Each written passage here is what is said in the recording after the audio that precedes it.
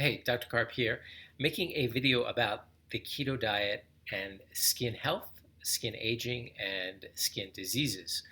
As many of you know, I am a dermatologist, and I was asked this question because I'm attending a keto event, and they wanted to know if I was interested in speaking there on a topic specific to the skin.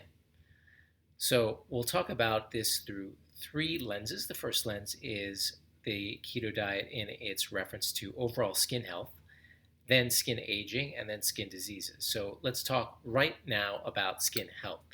The number one most important thing about overall skin health is getting essential fatty acids. And essential fatty acids' best source is from plants, particularly raw nuts and seeds, or really pure oils. Obviously, a lot of you know that the vegetable oils are often rancid. And keep in mind that when it comes to skin health, you actually need a good quality omega 6. For some reason, omega 6s have been maligned, but they are as important as omega 3s. We talk about the ratio of omega 6 to omega 3s and how, say, pastured animals have a better ratio. Certainly, different plants naturally have different ratios. Flaxseed is more omega 3 than omega 6, and hemp seed is more 6 than 3. Most nuts are more 6, but you need good quality 6s. And in fact, for people who come in with what I call a relative essential fatty acid deficiency, which can be something that can just show up as dry skin, I often recommend hemp seed oil, good quality hemp seed oil, because when you take that, you're getting a really good ratio of omega 6 to omega 3. It's around 3 to 1. The next thing is getting a lot of antioxidants. And you usually get those, obviously, from plants, particularly darkly pigmented leafy greens and fruits. Obviously, if you're on a keto diet, you're not eating that many fruits. And unfortunately, there are a fair number of people who aren't eating enough leafy greens either. It's been shown that there can be a reduction in squamous cell carcinoma for people who are eating a lot of leafy greens. And I can tell you that being a dermatologist for 20 years now, I can tell you that it's anecdotal, but people who are eating a lot of leafy greens, even with the same amount of sun damage, it does appear that they have a lot less, not only sun damage, visible sun damage, but skin cancer and pre-skin cancers as well. So you do have to be careful if you're doing the keto diet that you get your leafy green vegetables. And even now, there are studies, well, there are actually supplements out there. One is a fern extract, the other is a type of vitamin B3 that can help with actually increasing the natural SPF of your skin, meaning you're more resistant to getting sunburn by a little bit.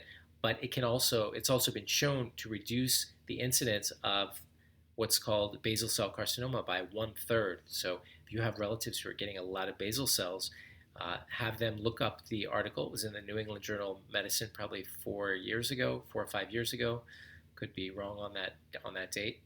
That showed that a type of niacin, specific type of niacin, can be really beneficial for preventing or reducing the incidence of basal cell carcinoma.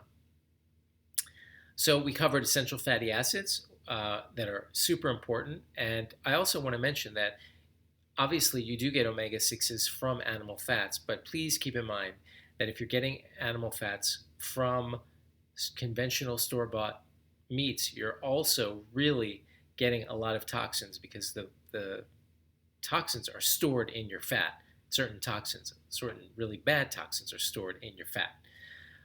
Okay, so let's move on to skin aging. Skin aging, same thing. You want to get leafy greens and pigmented plants because these are going to help you upkeep the antioxidant potential of your skin because your skin needs that. I mean, it is what is protecting you against from the outside. So you need all the protection you can get. And obviously there's immune defenses, but antioxidants also play a role. Um, Now, skin aging, blood sugar makes a difference. So, if you could think about one really big advantage for the keto diet here, would be that for most people, you're getting a much more even blood sugar for the most part. And anytime your blood sugar spikes, that causes a change in the collagen of the skin, which is actually going to increase your wrinkling. So anything you can do to stabilize your blood sugar. So in this case, it could be that the keto diet could be very beneficial for overall skin aging because of of this evening out of your blood sugar. Now, people who are not cycling in and out of ketosis, and they stay in ketosis for a long period of time, realize that your body can lose the ability to process sugars, such that when you go and you jump off of ketosis, your blood sugar can spike like crazy for a little while, and that's certainly not going to be good for you. That's why I recommend for most people that if they're not on a keto diet, before deciding to do a keto diet, to just enhance your metabolic flexibility with one particular means. So metabolic flexibility means the ability of your body to shift from burning sugar to burning fat. So how do you do that? The fastest way to enter ketosis and to achieve metabolic flexibility is the fasting mimicking diet. I highly recommend that you look into that. It's a 5-day eating plan. It's 1,100 calories the first day, and then around 8 to 900 calories days 2 to day 5. I've led over 100, maybe 200 people through this process. I do it myself, probably every 6 or 8 weeks or so.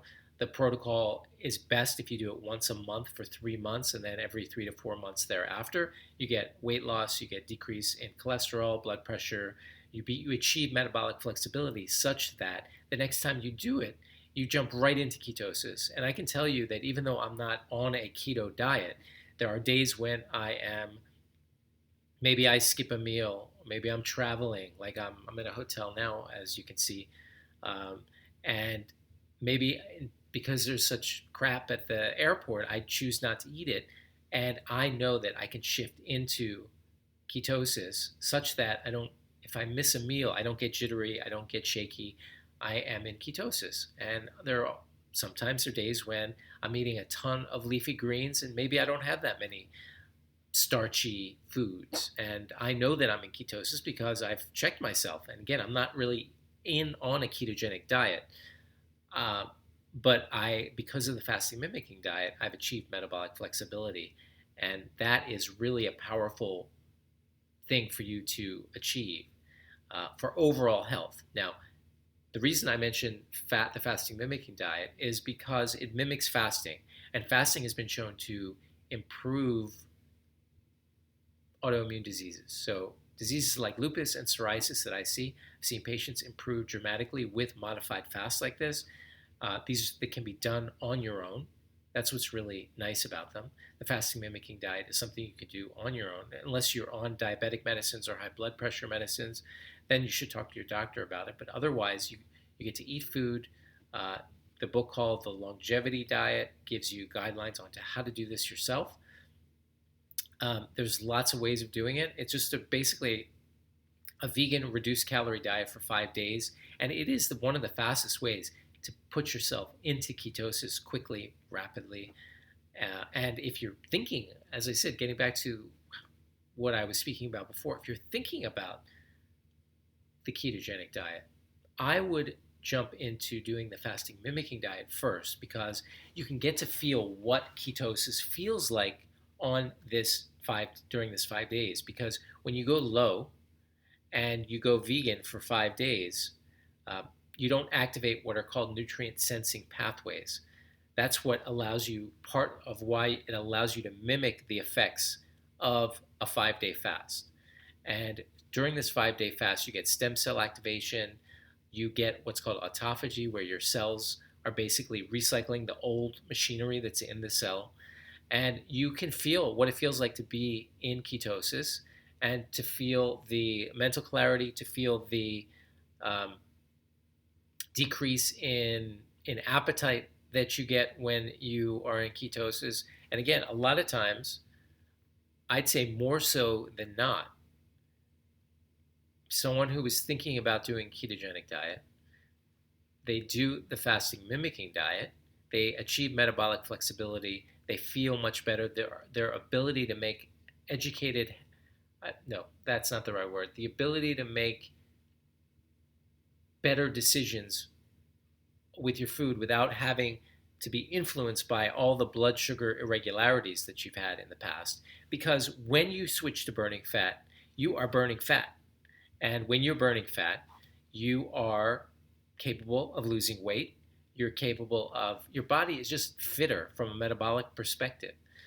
So, as I was saying, more often than not, people who decide to do the fasting mimicking diet, they really enjoy the ketosis and the feeling of ketosis, which is something that people get when they do the fasting mimicking diet, but getting all the benefits of fasting.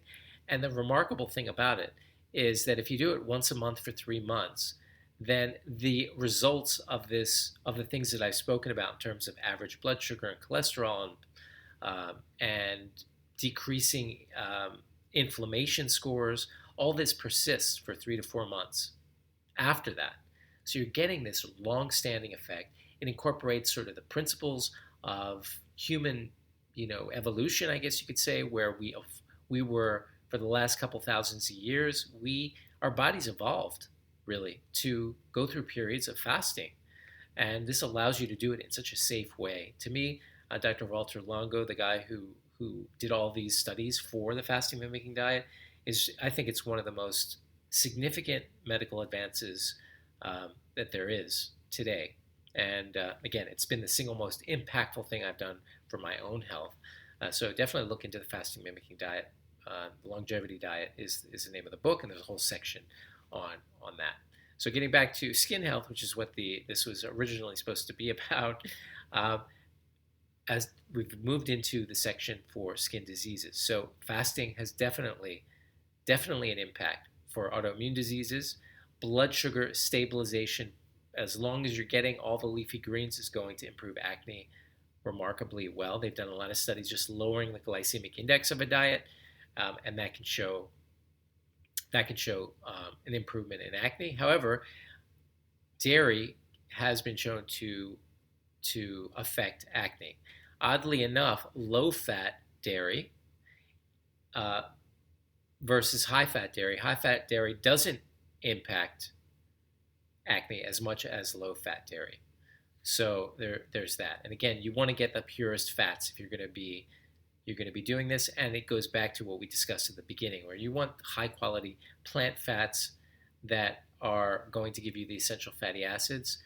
But getting back to acne, you want your blood sugar as steady as you possibly can, and be careful with also be careful with dairy. And if you absolutely don't want to get rid of dairy, although I recommend everyone at some point in their life try to do an elimination diet of some sort, which would mean just going 2 to 3 weeks without dairy, without gluten,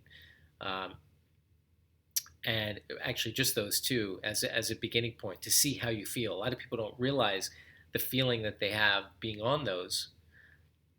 It's almost like a toxic reaction for people, and they just been on it all this time. That's just how they feel. They don't realize till they get off of it how much better they can feel. So I always recommend that people try that. If you are going to be using dairy and you have acne, then you want to choose high-fat dairy over low-fat dairy. And of course, you want to get the highest quality dairy that you possibly can, preferably what's called A2 milk, which is the casein particle A2 is less allergenic, less reactive. So there is an A2 brand now. I think it's called A2 milk. You can also get goat milk. These are less allergenic. So I think we've covered skin aging, we've covered overall skin health, and we've covered some skin diseases. So I hope you enjoyed that. Broadcasting from my hotel here in Cincinnati, and I hope you all have a good day, night, morning, whatever it is. Bye bye.